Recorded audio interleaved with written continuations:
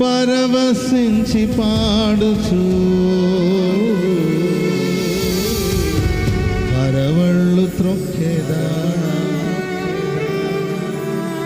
పరవశించి పాడుచు. రెండు చేతులు యేసు వైపు చాపి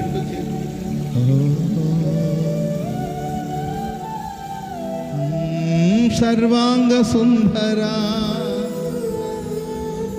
ఆయన సర్వాంగ సుందరుడు, 10,000లో కూడా గుర్తించదగిన సౌందర్యం,